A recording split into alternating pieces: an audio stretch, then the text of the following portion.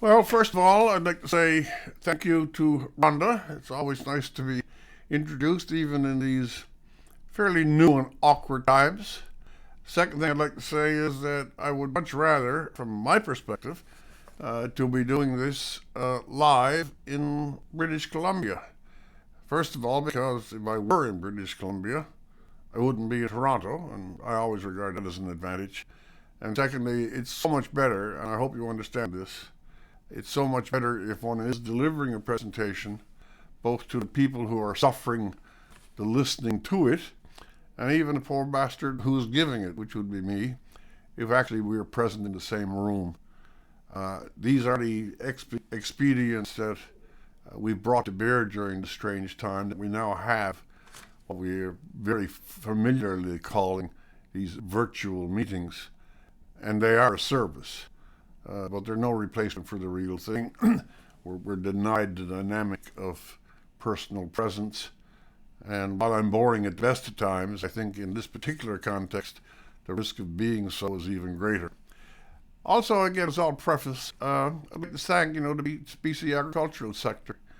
Agriculture in this country, this is a generality, is generally and somewhat inexplicably never given the precedence that it should. This is not a flattery exercise to you, but anybody who thinks even for a second of the nature of functioning societies, and especially a society such as Canada that enjoys such, in any contrast sense, such high prosperity, and in every other time, such great security, and the fact that we go to supermarkets that in certain parts of the world would be looked upon as a vision of paradise.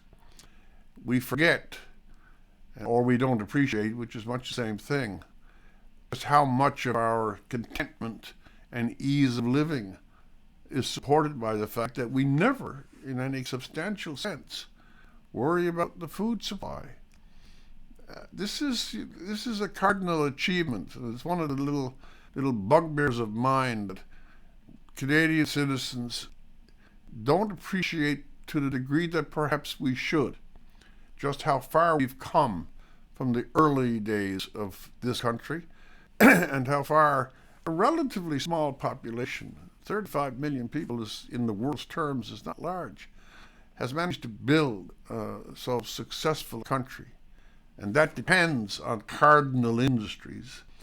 And all the industries, if we can't eat, we can't do anything else. So that is a kind of tease reminder. You already know it, but it's surprising that in political terms, either provincial or federal, agriculture doesn't reach up anywhere near the top, and it never signifies greatly. We'll have social issues and we'll have big debates about this or that thing. Excuse me, I have a bit of a cold. It's not COVID, so there. But nonetheless, agriculture, farmers, ranchers, in all the provinces are a kind of secondary concern. Anyway, that's just something, as I said, to kind of establish where we are. I think I'll begin by simply going over what you already know. There's a famous saying by Dr. Samuel Johnson, which is one of my favorites. He often speaks of this. He says people more often need to be reminded than informed. I'll repeat it. People more often need to be reminded than informed. And what he was saying there, and it's fairly obvious when it's pushed at you, is that we know a lot of things, but we're not at the front of our mind. And like I just spoke about the appreciation of Canada, we know it's a great country, but I wonder often how little we dwell on it. Well, you know as well that during this last year, we have experienced something singular, if not unique. I'm a very old guy, so I've been around for a long, long time.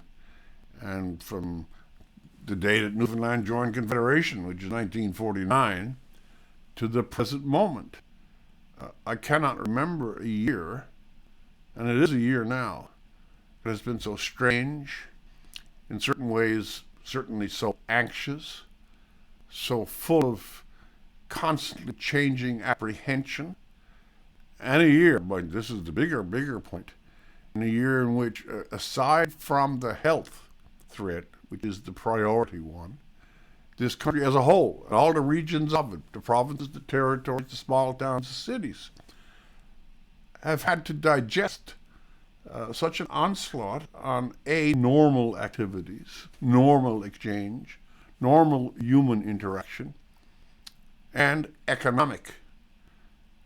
I'm not oppose when I say that I know here in Toronto, which is where I've been exiled for some time, I know any number, personally, I know any number of long-term Canadians or immigrants who over 10 or 15 or even 20 years have sought to build up a little capital or have put themselves in the lowest paying jobs and stayed with them till they had sufficiently gathered enough to start some little operation of their own. I know one family from China, a magnificent family. They are among the most favored people that I know. Father, mother, 2 daughters. And they have worked over 18 years. I won't bother to be too particular. And they finally, about 2 years ago, they left their salaried jobs, if I can put it that way, and started their own small coffee shop in the north of Toronto. Very small, 6 or 8 tables, but it was what they wished, and it was what they had planned for, and it was what they had worked, in some cases, and I'm serious, 6 to 7 days a week with 2 children. And then they are basically, the door opens, and in a month or 2 months or 3 months, the great threat of COVID wanders into the scene. And as a result of COVID, and I'm not criticizing the actions, the government here, as governments elsewhere, they imposed a new regime, the slowdown or the lockdown of businesses. And it's now, 10, 11, maybe 12 months since that family, and they're a great family, has been sitting around wondering whether they continue to pay rents or mortgage, whatever their particular bills are.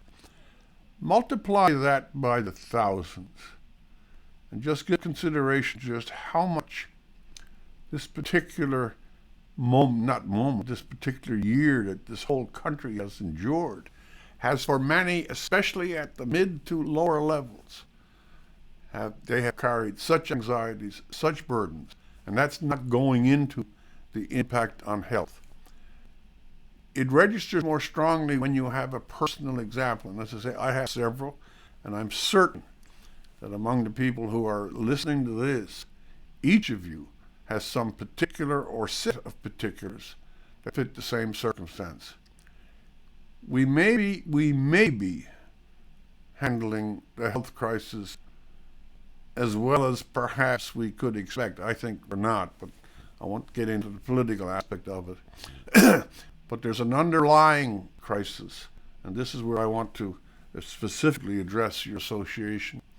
There's an underlying crisis that is being muffled by the extremity of COVID itself. If you listen, and I hope you're not, if you listen every day to the television news reports and the radio reports and the newspapers, it is all numbers and COVID and new restrictions and changes of restrictions and lockdowns and vaccines. It is COVID all day long. I understand it, but it has a secondary effect. COVID has removed or put a blanket over, or maybe the best phrase is this, it has obscured that the problems that were already present before COVID are still with us, only amplified. And secondly, that the response to COVID, this is a key point, while I won't debate it, while necessary, while perhaps all of this social distancing and closed down are absolutely justified, I'll grant the argument, we are also enduring perhaps one of the most devastating suffocations of our entire economies, municipal, provincial, and federal, that we've ever seen. We're not getting an inventory as it goes through of how much businesses, small paying jobs, whole industries, tourism. I think, for example, I'm not digressing, I think of Newfoundland. Newfoundland is in a hard shape anyway because of its debts, because of the slowdown of the Alberta economy, because of the close down of the jobs at Fort McMurray. The other industry that we had, and it was getting even world attention in certain ways, was the visitations of tourists from all over the world. So we had bed and breakfasts, we had small motels, we had some, and it's very successful. The one in Fogo Island, we had a super luxury hotel that's touted as one of the top 10 of the world. All that flat, all that's gone. And that means everybody from the cook in the kitchen to the waiters to the person making the bed, all of these normal activities that supported perhaps not the greatest lifestyle, but made people feel that they were contributing to themselves. These have all been just shuttered. It's the biggest suffocation of our national and provincial economies that we have seen even since that recession. And it is not getting the attention at the present moment that it should. If there is a criticism of the response to COVID, and there should be, by the way, it is that from the scare we had of SARS some years ago, in other words, the alert to the possibility of infection on a pandemic scale, it didn't seem to make much difference in terms of foresight and preparation for perhaps a return, as we have now got, of something similar or even worse. Likewise, how much foresight now, even though we are handling one dimension of this crisis, how much foresight, investigation, preparation are we making when the COVID lifts and we take a snapshot of our economy, where we go from here? Let me read, because it plays entirely into my remarks, and I thank Danielle especially for forwarding it to me, a description from your own case study. It's the economic recovery thing. There's 2 paragraphs in there that say more in more specific detail than I could do. Allow me to read it, however tedious that might be. The negative economic implications associated with COVID-19 are unprecedented. According to the outlook of the Organization of Economic Cooperation and Development, global GDP is anticipated to decline by 8% in 2020. Canada, between February and May 2020, lost approximately, listen to this, 2.7 million jobs, or 14% of all jobs in the country. That's between February last year and May. That's just 3 months. British Columbia, due to its reliance on hard-hit sectors such as accommodation and food services, had the second most affected labor market, losing approximately 350,000 jobs between February and May 20th. In response to the economic downturn caused by COVID-19, the province of BC established the Economic Recovery Task Force. This is, by the way, a very good thing. Its purpose is to monitor pandemic-related support programs and to provide solutions for long-term economic recovery. Calls to action for BC's approach to economic recovery, as submitted to the Economic Recovery Task Force by the BC Federation of Labour, including building long-term resilience in our communities and ensuring security and robust standards across every employment sector for workers. I could go on. Your report is to the point. I want to extend it. It's very good that some sectors, it's very good that you guys, the agricultural sector, are already alert to the perils underneath the COVID crisis. In other words, the economic one. It is very good that there are some agencies, and again I'll cite your own, that are already assessing the impact that you are feeling. I don't know how many provinces are following this example, and I certainly don't know if the federal government, which seems to be, and this is not partisan, so confused on so many things, is taking it into account. Now that's just the strict job numbers, the loss of jobs, and what that means, we all know. But there's another tremendous dynamic going on, and it would be something for the BC Agricultural Association also to play into. Because of COVID, or justified by COVID, we have seen expenditures on the provincial and federal level, to use your own word from the report, that are completely unprecedented. In 2019, at the end of that year, the federal deficit was, even by that standard, fairly high. It was $40 billion. We were told it would be balanced by February 9th, but leave that alone. It was $40 billion. In the year that we have been dealing with COVID, the federal administration has now got the deficit risen to something very close to $400 billion. That's $400 billion in a single year. There's another factor to be associated with this. As opposed to normal times, the expenditure of that volume of money was accompanied by a suspension of normal parliamentary activity. We have had the biggest single year expenditure by far in Confederation at the very same moment that the main organ of parliamentary democracy has either been suspended, deeply restricted, or limited. I'm not suggesting anything particularly venal in this. I'm just saying that the controls, accountability, the oversight attending such a massive expenditure have been absent. We have not had a budget, and our financial projections are scattered at best. The question has to be asked, and by the way, I should add this as well. All of the provinces, per necessitatem, because they had to, all of the provinces to some degree also had to dip in to what public monies there were, and cities, and try to secure some temporary support for all those who had been marooned because of the shutdowns. That tells you that the financial backbone of the entire Federation has been greatly weakened. So, as you in your studies point out, you got to prepare for the recovery. Here's your question. When this epidemic lifts, I'm assuming that it will, what's there? How deep will these expenditures curtail any further effort? It cannot be limitless. The governments cannot just simply vaporize money and pretend that something is there that is not there. And we cannot count, this is a big warning, we cannot count that the low interest period that we seem to be having for such a long time will always be the case. Thirdly, this is not a restricted effect in Canada.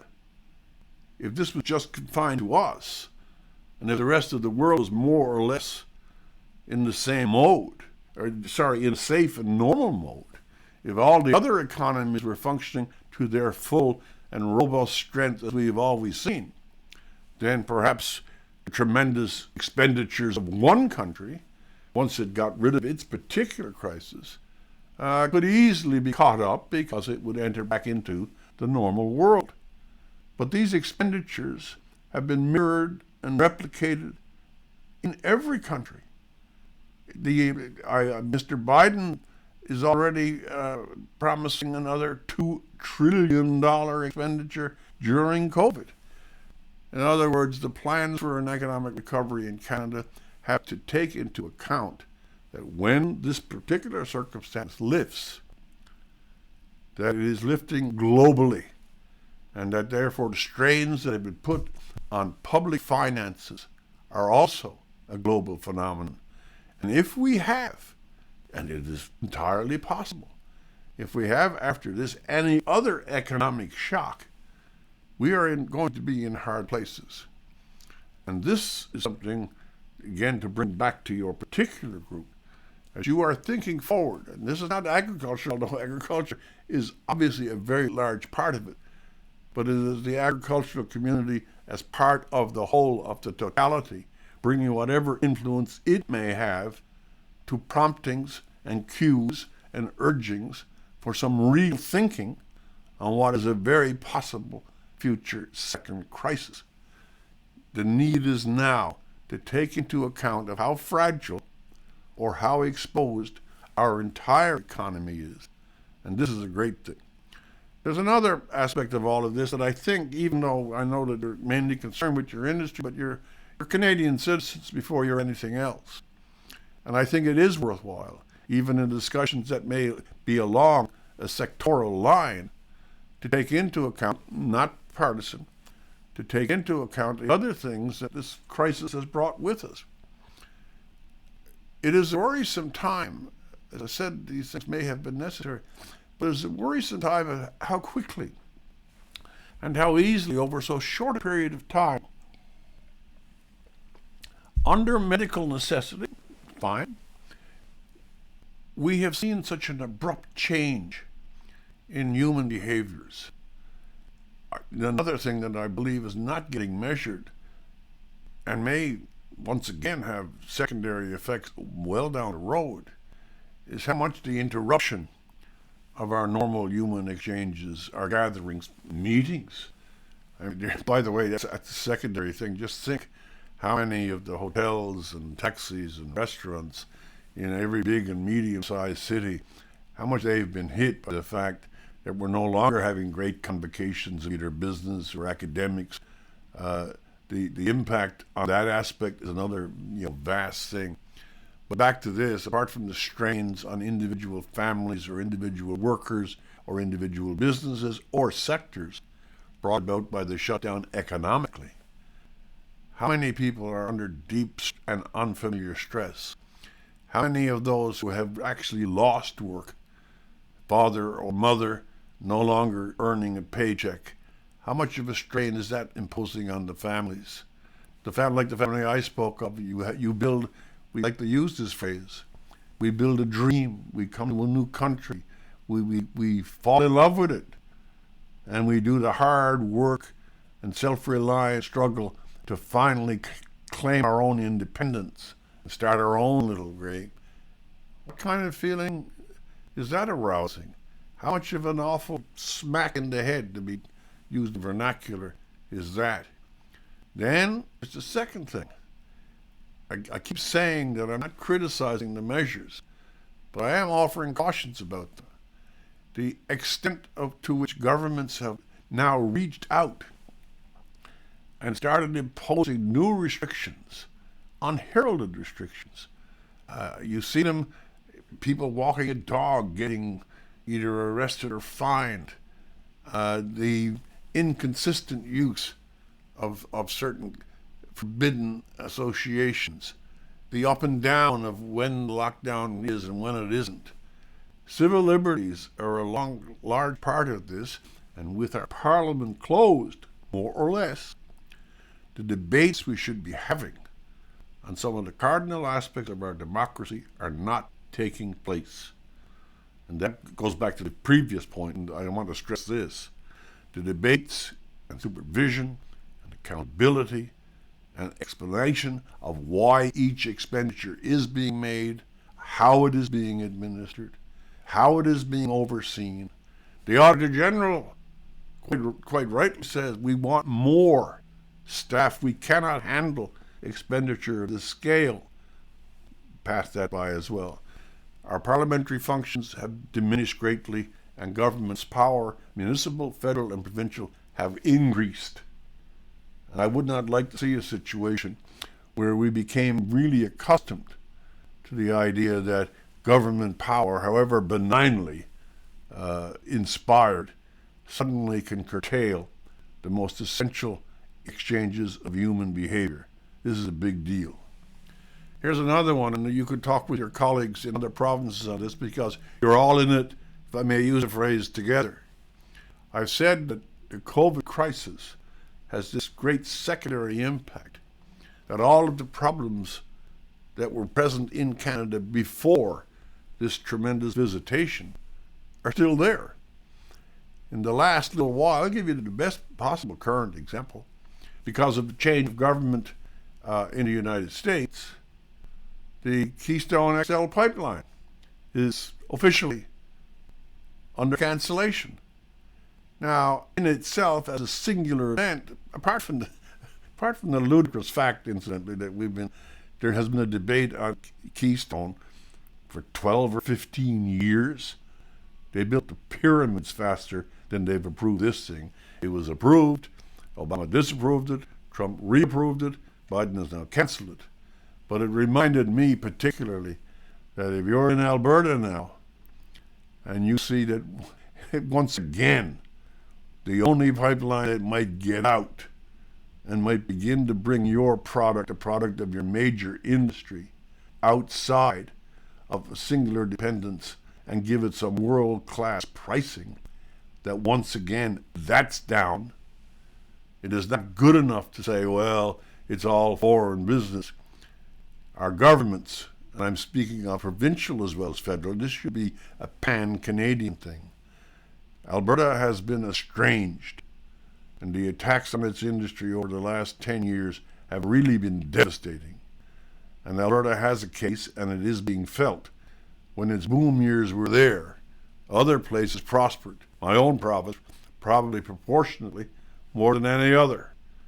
Came out of the cod crisis, and 30,000 people were laid off, but so many young, old, female, male got up to the province of Alberta, got to Edmonton, got to Calgary, got to Red Deer, got to Fort Mac, and prospered as never before. All that went down. And Alberta, who had basically protected the country from the recession, then faced its own blast, the environmental attacks, the decline of oil prices, the cancellation of projects, the movement firms, and of course this weird idea that we can't have a pipeline, east or west. TMX is still sitting there in some sort of void. It's an amazing thing that one of the most respectable industries in the entire world is almost castrated by its own governance.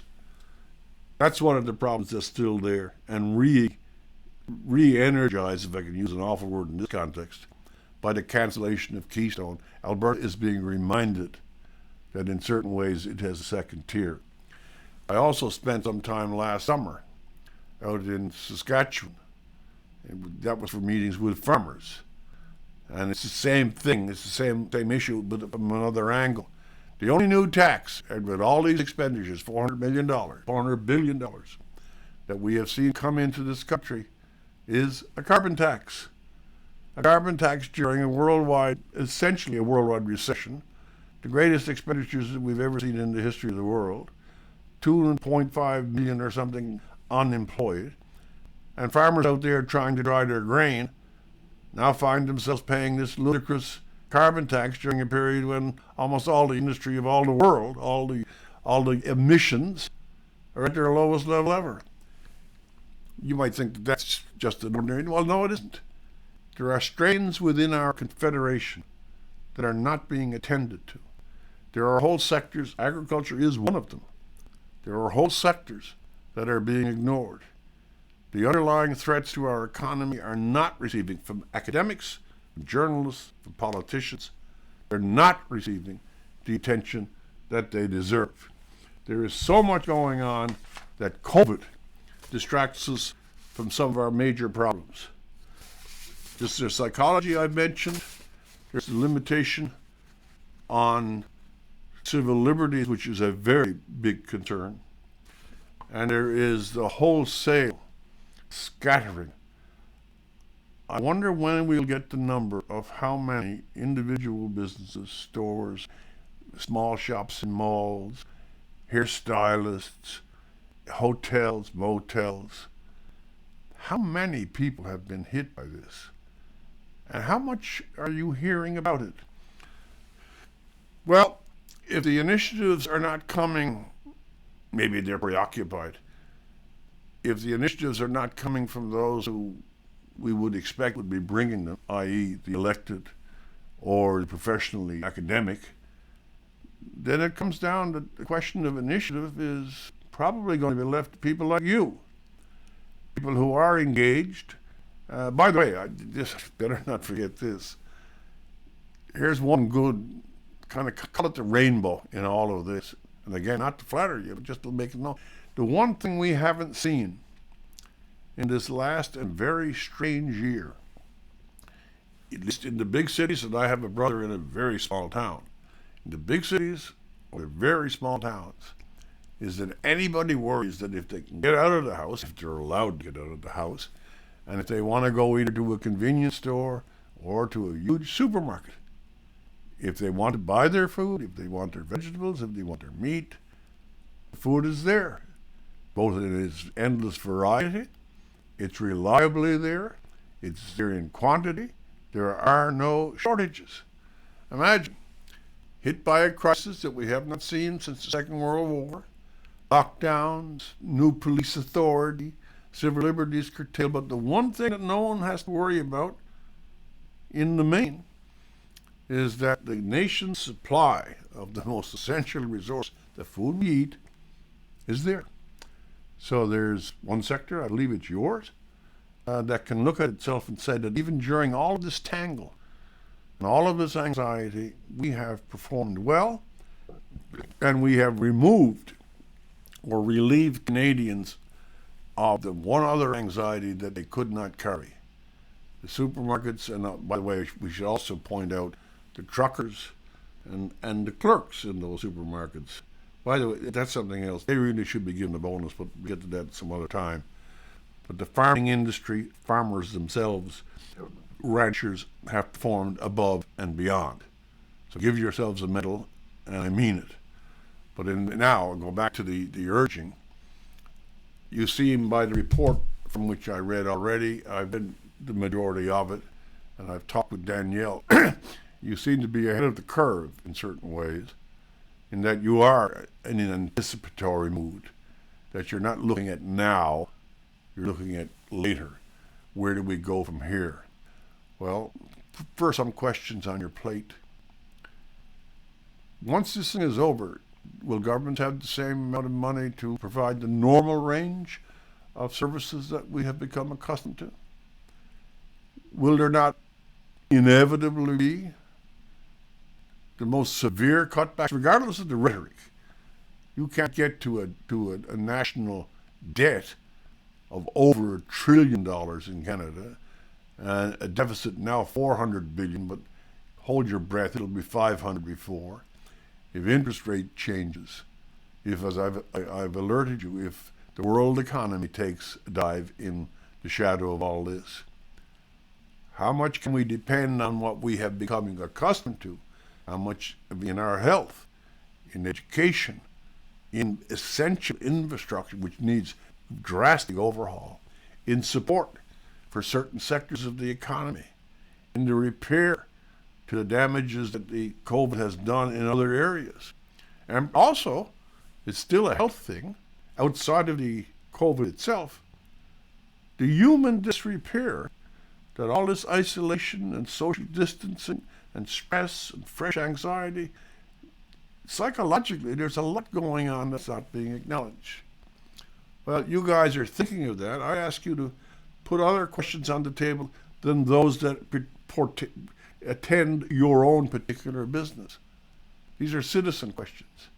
What can we do to stir our own government? Can we convene more of these kinds of things with better speakers to go over in anticipation of what is coming down? Can we ally with other groups outside of our own? I use Alberta as the key example, but there are other problems in other provinces.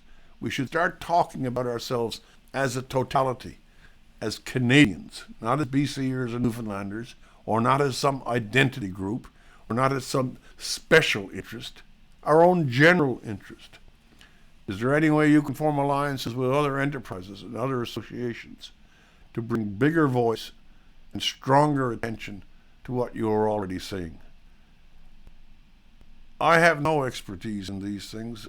I'm in one of the most feeble and useless of professions, and I'm not joking, journalism, or at least I was. But those who do actual work, as I call it, and those who produce real goods, what's more real than food, what's more necessary than energy, those who have some understanding of the mechanisms by which a society functions economically, socially, and otherwise. It's obviously your own call, who am I to preach, but an association that has a sense of its own civic duty, and an association that, again, seems to have applied some considerable concern and considerable thought to what comes down the road after this. Whatever initiatives you can undertake them. Use your own success, by which I mean, again, what I've referred to, that the nation hasn't had a crisis over its food lately. Use your own success as a kind of light to suggest that you could bend into other areas and other interests.